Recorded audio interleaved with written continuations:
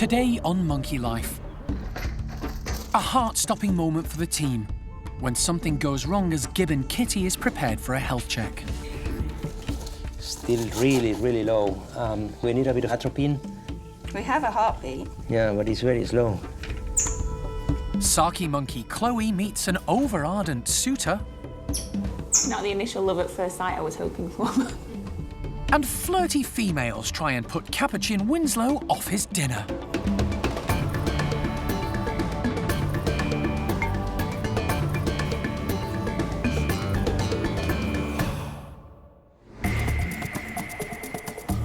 Monkey World in Dorset, buried deep in the English countryside, is the largest sanctuary of its kind on the planet. The team, led by Dr. Alison Cronin, rescue and rehabilitate abused and unwanted primates from all over the world. Hello, missus. Hi, you. Are you a good girl? The park provides a home for more than 250 monkeys and apes from 22 different species.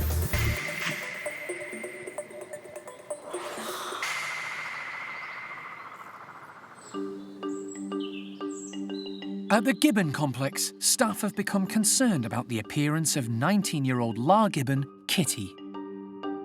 She came to the park in 2001, after being orphaned at a rescue centre in Taiwan. 2 years ago, food-loving Kitty was a little overweight, so the team decided to alter her diet.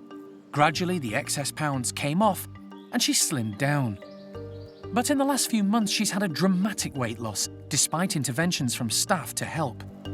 Now, Kitty, we're not really sure what's going on with her. She's starting to look really quite thin. You can see a lot of her bones starting to poke through, and her face looks very thin as well. We're also seeing quite a change in her temperament as well. I mean, Kitty's always been quite a volatile character towards certain members of primate care staff, but for some of us, she's actually quite a sweet and sort of docile animal, and she's quite friendly, but she's actually aggressive quite a lot to all of us. We're not sure what's actually going on with her. We have noticed that she does have a problem with at least one of her canine teeth, and we're not sure if perhaps that's what's causing the issue. So we want to have a look at that, and again, just take some blood samples and see if there's something else going on there. It should be straightforward. Kat is going to anaesthetise Kitty with a hand injection, and then once she's down, Thazar and the vet team will give her a quick check-over and take some bloods. Because it's a simple procedure, it can all be done in Kitty's bedroom. Kat administers the anaesthetic drug, and after a few minutes, it takes effect. But something's wrong. Kat calls Cara over to take a look. And immediately there's concern. Kitty has stopped breathing. Cara calls in the emergency. Vet Thazar is already on his way over to the Gibbon house and arrives in seconds.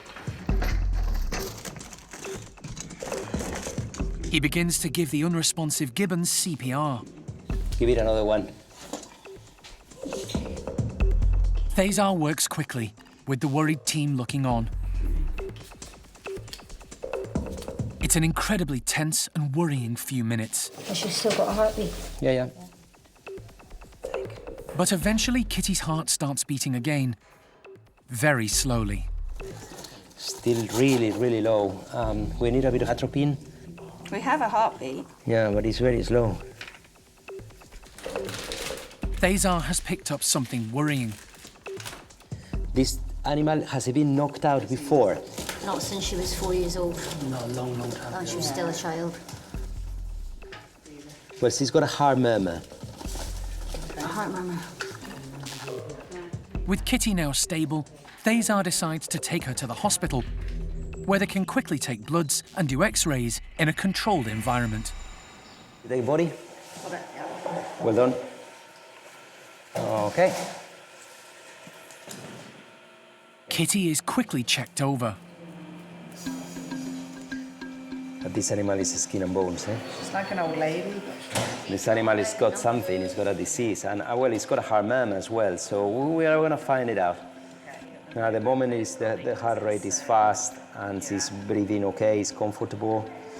Kitty's heart rate has gone from very slow to rapid. Thesar isn't sure if there's an underlying cause or if the anaesthetic and the adrenaline she's been given have caused the increase in rhythm. Here you are. You've got plenty of blood. Oh, wow. A series of x-rays might give him a better idea of what's going on. Okay. The initial review doesn't show anything conclusive. Thesar will need to study them more closely later. Okay, and I think we'll wake it up, eh? Okay. His main concern now is bringing Kitty round from the anaesthetic, and that's proving difficult. Come on, babes. Kitty. Come on, Kit. Come on, Kitty. No. Kitty. Finally, to everyone's relief, Kitty shows signs of waking up. Right, okay, we've got Blink. Dessa, just so you know, she's coming too. Is he waking up? Yeah. Good, well done. It's been a stressful hour for everyone, and they're still no nearer to discovering the cause of Kitty's condition.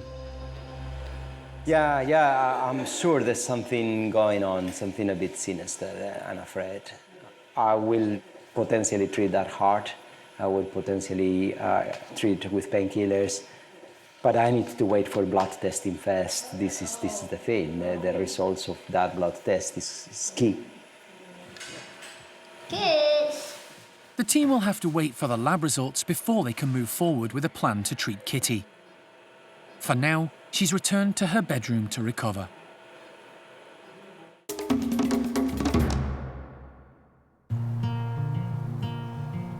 One of the biggest challenges for the primate care team who look after the park's primates is keeping them busy, interested and active, and none more so than the orangutans. These lovable great apes can be innately lazy. Trying to get them off the ground and moving around, when in captivity, is extremely challenging. The orangutan team at Monkey World are constantly trying to devise new ways to entice them up high, as they would be in the wild. In the last few days, they've been refurbishing Gordon's enclosure, adding more hoses as walkways to link the climbing frames, plus extra cargo nets. This will enable staff to place more of the primates' food up high and off the ground. Today, Gordon, his mum Amy and Xiao Lan will get to try out their new apparatus for the first time.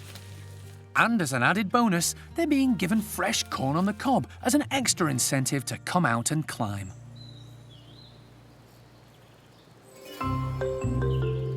Gordon's first out. He knows there's something different, but can't quite put his finger on it. No such problem for Xiao Lan, who collects her corn from one of the high platforms. Gordon's decided he's going to test out the new hoses first, before settling down for breakfast.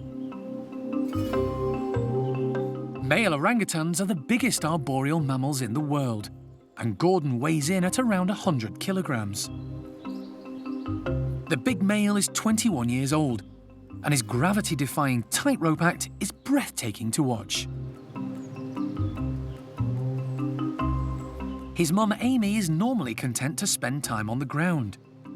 At 35 years of age, she's probably the oldest orangutan at the park, and although fit and healthy, she takes life at her own pace, which is normally nice and slow.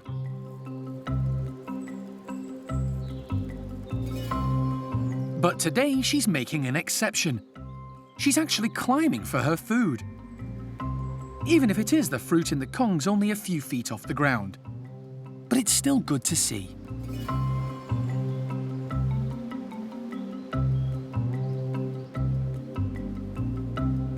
Xiao Lan is a much more agile and active female and has no trouble climbing the new equipment in search of food.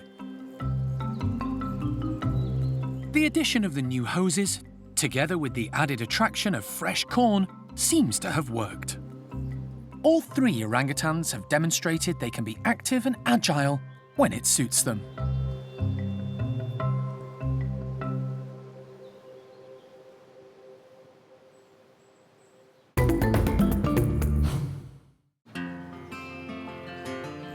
It's a lovely, warm day, and over at the Capuchin complex, Winslow's gang of 18 are soaking up the sunshine. He's been leader of this group since taking over from Tao just over a year ago. And after a slightly shaky start, he's now full of confidence and relishing his top spot. Not surprising when all the girls seem to adore him. Today, the group are going to be given a cooling treat. These pine cones are filled with yogurt, oats and berries, and have been frozen solid. Come on then, guys! All favourite Capuchin snacks, but they'll have to work a little bit harder to get these treats. We've frozen the pine cone safe. It's been a really hot, sunny weekend and everyone's getting a bit hot and bothered, so it's nice to have some nice cool treats, but it also means it takes them a little bit longer to get hold of the raisins and the oats and things that are hidden inside it. It's all frozen inside this nice yogurty case. The Capuchins are brilliant at manipulating treats. They've got really nimble little hands. They can get into things really easily and they're really clever, so they won't stop until they've got all the treats out. There are plenty of the frozen pine cones to go around, so all of the group should get a chance to join in and enjoy this frozen feast. But not if Babe has anything to do with it. The high-ranking female has already managed to collect 3 cones and is making short work of them.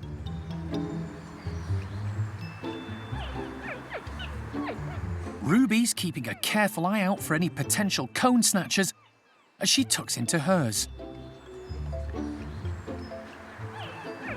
Norman and Fifi have got a real taste for this yummy treat. Capuchin's hands are incredibly dexterous, so they can easily use their fingers to pick out all the tasty bits stuck between the pine scales. Low-ranking Ruby has been joined by Daisy, significantly higher in the pecking order, but still happy enough to eat side by side. Winslow is on the lookout for a yogurt-filled cone in the long grass. But his task is made a little bit more difficult by the flirty females following him around like love-struck teenagers. Today, it's Joanne and Bubbles who just can't leave him alone.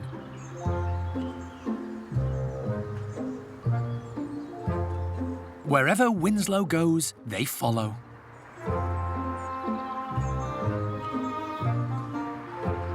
It's getting to the stage where he's literally having to fight them off. Winslow has a lot of attention from the females, being the boss and being quite a handsome male. They all like him when they come into season. At the moment, he's got 2 females in season, and they are starting to drive him a little bit nuts. They keep running up to him, pulling his tail and sort of grinning in his face and squeaking. Winslow is pretty patient with the girls. He does occasionally get a bit annoyed and sort of go to swipe them away. I think having someone squeaking in your face all day is a little bit unnerving after a while. While Winslow has his hands full managing all this female adulation, the rest of the group have enjoyed getting their fill of the tasty frozen delicacies. The pine cones have been a hit. But for Winslow, it's more a case of females pining after him.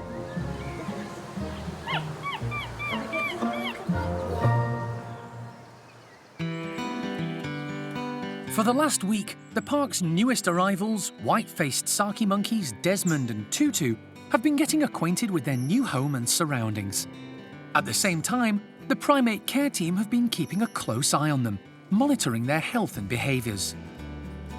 But this morning, they're about to come face to face with the reason for their move to the park. The pair are going to meet the lonely female needing their companionship. Today is a really exciting morning for all of us because we're going to move Chloe up to meet Desmond and Tutu. So we're really happy about it because she hasn't had a Saki friend for a while since we lost Jethro, and I think she'll really enjoy it and she'll be really glad of new friends. So we're really excited to see how it all goes. Since Chloe's Saki partner Jethro passed away, she's been living with a group of squirrel monkeys. But it became obvious she needed companionship of her own kind. Now it's time for her to meet Desmond and his son Tutu in the hope they'll make a happy family trio.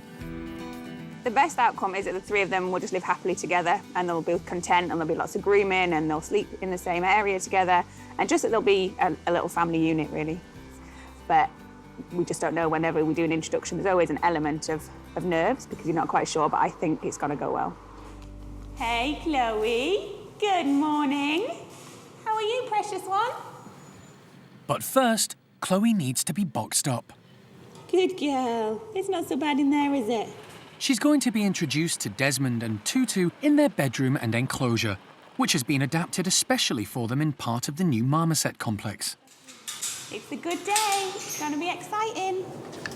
To keep the introduction as stress-free as possible, the trio are kept apart at first, in next-door bedrooms, but they can see and hear each other. Good boy. What do you think, Tutu? Can you see her? After 30 minutes of calm, Karen decides it's time for all three to physically meet. Nicely, guys.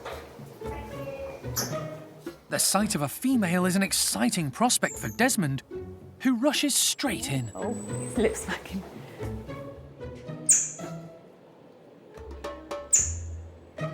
Chloe's immediately on the defensive and issues an alarm call warning him off. Oh, you're okay. Desmond's not giving up, and Chloe has to dodge his advances. Not the initial love at first sight I was hoping for. But when younger male Tutu arrives on the scene, things start to calm down. Oh, Chloe, another one. Ready-made family for you, Chloe.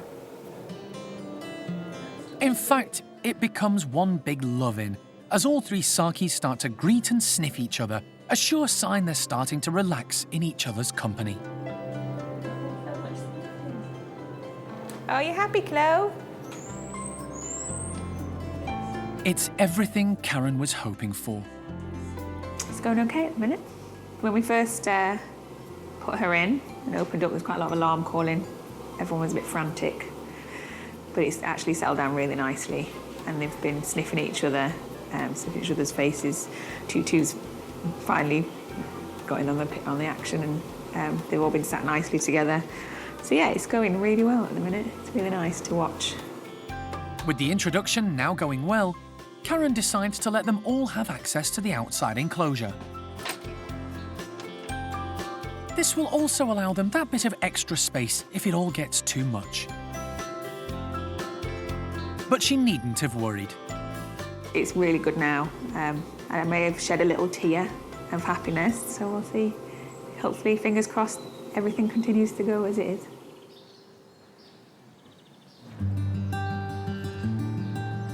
It's been 3 months since Alison went to Lebanon to collect Benny and Nia, two rare Guenons. They've both settled well into life at the park. The pair were illegally stolen from the forests of Benin and confiscated by the authorities at Beirut Airport. Animals Lebanon, a rescue organisation in the region, took over their care, before contacting Alison for help. Today, Jason Myers, who runs the centre in Lebanon, has flown to the UK for his first look at the pair in their new home. Yeah, it's really amazing. We've had them in our care for more than half a year, and now to see them in such a setup that they're happy, they're running around, playing in trees for the first time, really, since they were trafficked from Africa. And here you have a proper setup for them, and they have some friends in their enclosure too, so it's rewarding to see, and it's great that they've moved on now. They're happy, they're playing. You can see in their body, their positioning, their posture, everything, that they're doing so much better. So it's really great to see them like this. It's now been confirmed that Benny and Nia are in fact red-bellied, white-throated Guenons. But 3 months ago, Jason didn't have a clue what he had. I lived in Africa for quite a few years, and I've worked with a variety of primates, but this species specifically, no, and it doesn't seem that there's that much known about this individual species. Even trying to figure out what species they were originally, we determined that from a picture. And the picture looked kind of goofy, but it reminded us exactly of Benny. The characteristics, the facial gesture, just the way this one drawing was made, it looked exactly like him. So yes, having to try a lot of things, see what they would like, what they dislike, and even in terms of food, it was really quite standoffish at first. So they had a lot to learn, but so did we in caring for them. But yeah, it's great. But the reason for Jason's visit isn't just to check up on the Guenons. Last night, he arrived with another rescued primate, this time a Bengal slow loris. Alison flew out to Beirut to help sort out the paperwork and travelled back with Jason and Nora, as she's now been called. the female is going to join the park's already established Loris group. She was discovered after being advertised for sale on social media via a pet shop in Beirut. After investigations by Animals Lebanon, the Loris was eventually confiscated by the authorities and cared for by Jason and his team.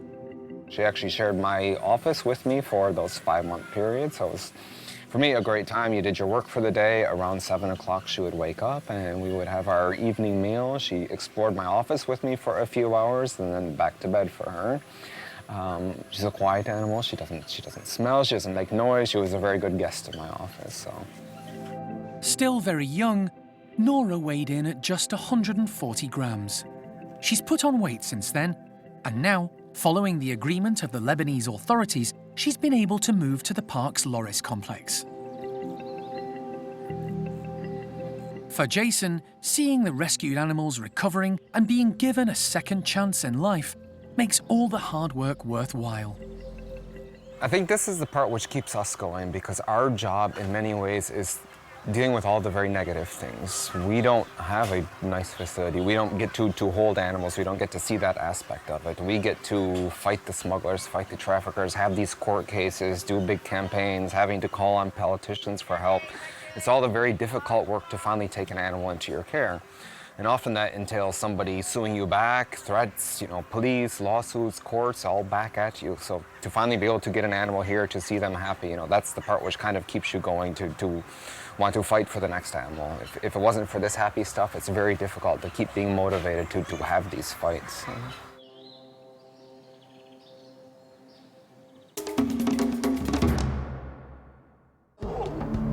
Next time on Monkey Life, a new baby Wooly enters the world, and first-time mum Ava is bowled over by her new arrival. She seems to be really happy with the baby, completely in love with it, and just happy spending some time with her little bundle of joy. And sadness at the passing of one of the park's most iconic characters.